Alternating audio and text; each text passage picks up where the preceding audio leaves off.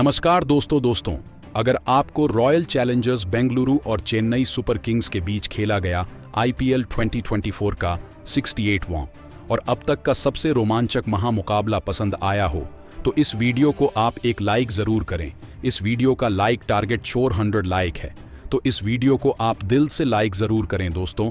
IPL 2024 के 81वें और एक और सबसे रोमांचक महामुकाबले में आईपीएल इतिहास की दो सबसे बड़ी टीमें एक दूसरे से भिड़ी। इस बार फाफ ड्यू प्लेसेस की रॉयल चैलेंजर्स बेंगलुरु के सामने ऋतुराज गायकवाड़ की चेन्नई सुपर किंग्स की टीम खड़ी थी।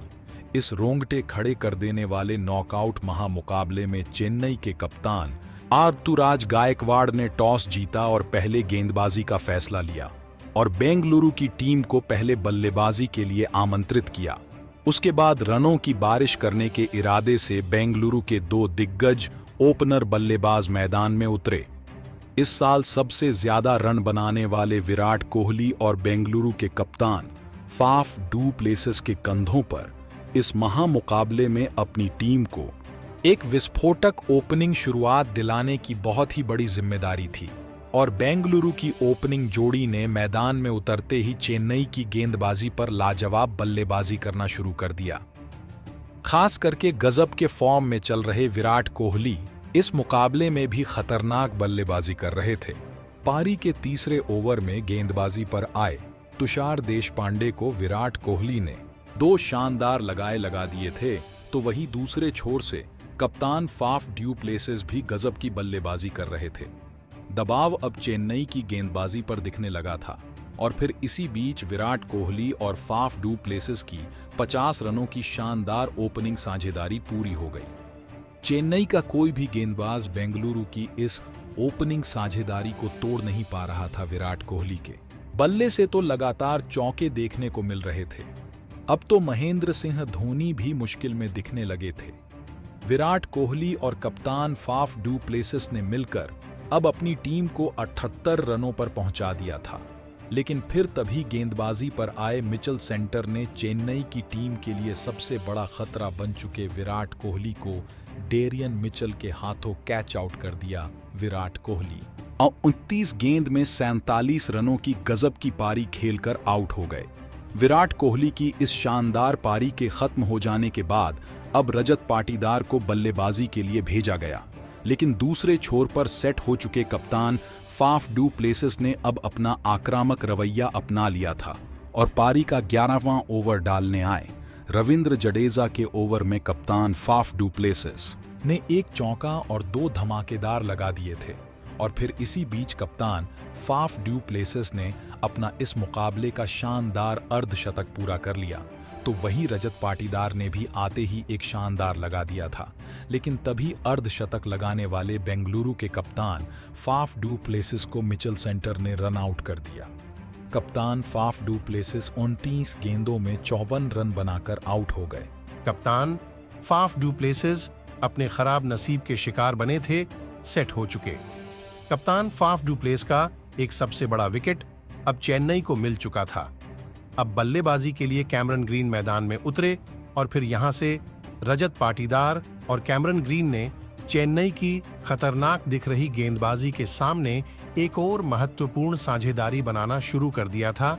चेन्नई के गेंदबाजी धीरे धीरे इस मुकाबले में वापसी करने लगी थी, लेकिन रजत पाटीदार और कैमरन ग्रीन की इस जोड़ी ने फिर एक बार चेन्नई की गेंदबाजी पर पलटवार करना शुरू कर दिया था।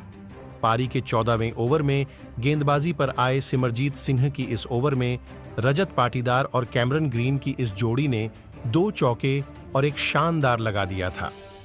इन दोनों की विस्फोटक बल्लेबाजी ने फिर एक बार चेन्नई की गेंदबाजी को बैकफुट पर धकेल दिया था। कप्तान ऋतुराज गायकवाड़ की परेशानियां खत्म ही नहीं हो रही थीं और फिर इसी बीच दोनों की 50 रनों की तूफानी साझेदारी भी पूरी हो गई। बेंगलुरु की यह जोड़ी चेन्नई के हर एक गेंदबाज पर बड़े शॉट खेल रही थी, तो वही पारी के 17वें ओवर में तुषार देशपांडे को रजत पाटीदार ने 2 गजब के लगा दिए थे।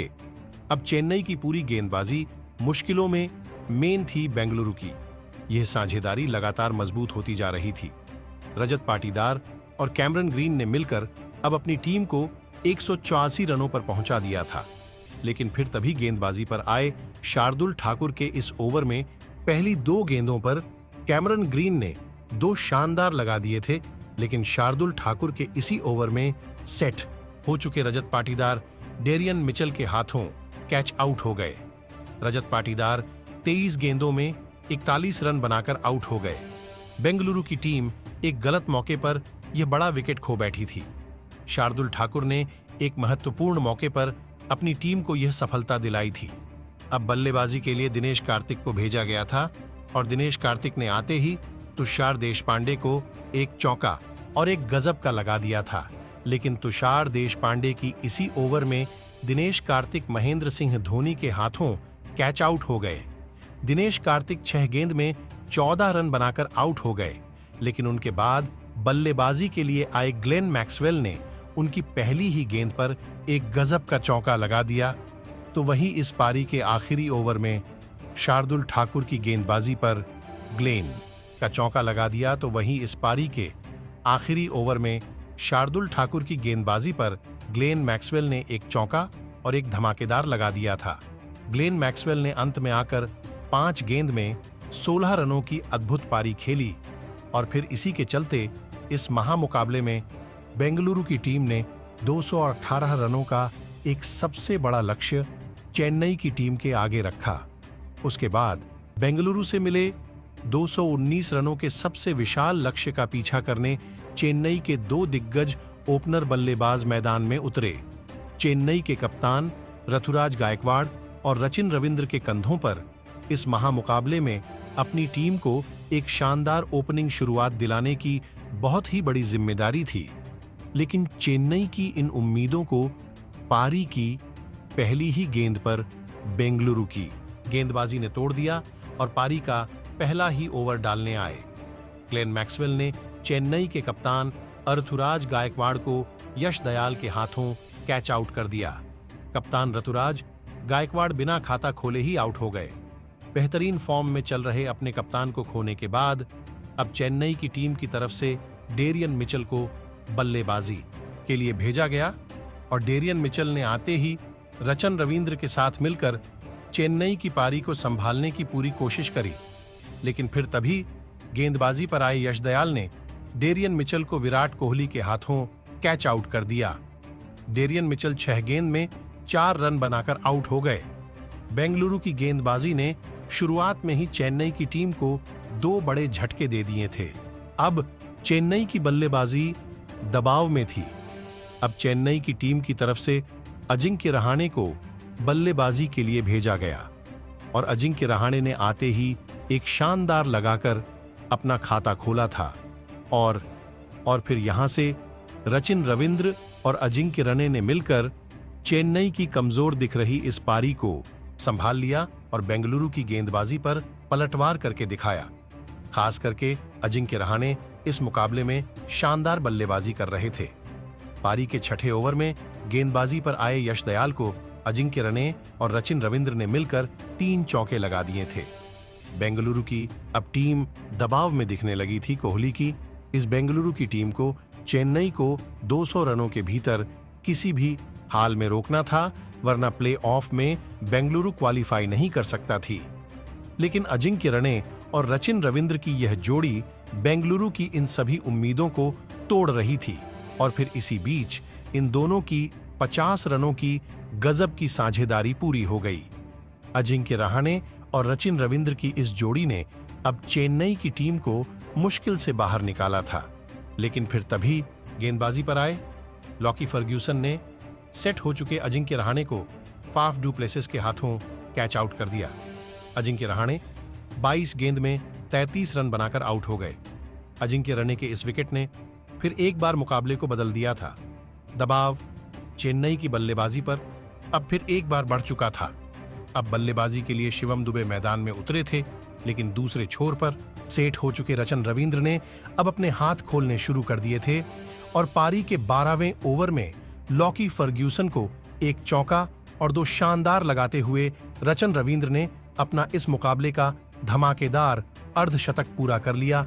लेकिन अर्धशतक पूरा करने के तुरंत ही बाद रचिन रविंद्र को महिपाल लोमरर ने रन आउट कर दिया। रचन रविंद्र 37 गेंदों में 61 रन बनाकर आउट हो गए। रचन रविंद्र का यह विकेट बेंगलुरु की टीम के लिए सबसे बड़ी सफलता थी। अब बल्लेबाजी के लिए रविंद्र जडेजा को भेजा गया था, लेकिन तभी दूसरे छोर पर सेट हो चुके शिवम दुबे को इसी बीच कैमरन ग्रीन ने लॉकी फर्ग्यूसन के हाथों कैच आउट कर दिया। शिवम दुबे 15 गेंद में 7 रन बनाकर आउट हो गए, तो वही उनके तुरंत ही बाद बल्लेबाजी के लिए आए मिचेल सेंटर को मोहम्मद सिराज ने फाफ डू प्लेसेस के हाथों कैच आउट करके पूरा मुकाबला ही बदल दिया। मिचेल सेंटर 4 गेंद में 3 रन बनाकर आउट हो गए। अब रिक्वायर्ड रन रेट का दबाव लगातार चेन्नई की बल्लेबाजी पर बढ़ रहा था, लेकिन अब मैदान पर महेंद्र सिंह धोनी उतरे थे। अब आखिरी 4 ओवरों में चेन्नई को जीत के लिए 81 रनों की जरूरत थी। अब इस पारी का 17वां ओवर यश दयाल डालने आए और यश दयाल की इस ओवर में रविंद्र जडेजा और महेंद्र सिंह धोनी ने एक चौका और एक लगाते हुए 13 रन बना लिए। अब आखिरी 3 ओवरों में 68 रनों की जरूरत चेन्नई को इस मुकाबले में जीत के लिए थी। अब इस पारी का 18वां ओवर मोहम्मद सिराज को डालने दिया गया, लेकिन मोहम्मद सिराज की इस ओवर में रविंद्र जडेजा ने फिर अपने बल्ले से कमाल करके दिखाया और एक चौका लगाते हुए इस ओवर में 15 रन बना लिए।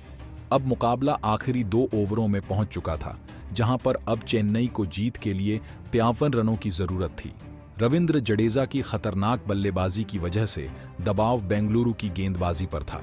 अब 19वां ओवर लॉकी फर्ग्यूसन डालने आए, लेकिन इस 19वें ओवर में लॉकी फर्ग्यूसन ने बहुत ही खराब गेंदबाजी करी और इस ओवर में महेंद्र सिंह धोनी और रविंद्र जडेजा ने मिलकर 2 चौके और एक शानदार लगाते हुए 18 रन बना लिए। अब मुकाबला आखिरी 6 गेंदों पर पहुंच चुका था, जहां पर चेन्नई को जीत के लिए 35 रन चाहिए थे, लेकिन प्ले ऑफ में क्वालिफाई होने के लिए चेन्नई को सिर्फ 6 गेंदों में 17 रन चाहिए थे। अब इस पारी का आखिरी ओवर यश दयाल डालने आए और यश दयाल की इस ओवर की पहली ही गेंद पर स्ट्राइक पर खड़े महेंद्र सिंह धोनी ने 110 मीटर लंबा एक गजब का लगा दिया। अब चेन्नई को क्वालिफाई होने के लिए आखिरी 5 गेंदों में 11 रन चाहिए थे, लेकिन उसकी अगली ही गेंद पर यश दयाल ने महेंद्र सिंह धोनी को स्वप्निल सिंह के हाथों कैच आउट कर दिया। महेंद्र सिंह धोनी 13 गेंद में 25 रनों की अद्भुत पारी खेलकर आउट हो गए। अब चेन्नई को आखिरी 4 गेंद में प्लेऑफ के लिए क्वालिफाई होने के लिए 11 रन चाहिए थे। बल्लेबाजी के लिए शार्दुल ठाकुर आए थे, लेकिन शार्दुल ठाकुर को यश दयाल ने अगली गेंद पर एक भी रन बनाने नहीं दिया। अब 3 गेंदों में चेन्नई को क्वालिफाई होने के लिए 11 रन चाहिए थे, लेकिन उसके अगली गेंद पर शार्दुल ठाकुर ने 1 रन लिया और सेट हो चुके जडेजा को स्ट्राइक पर बुलाया।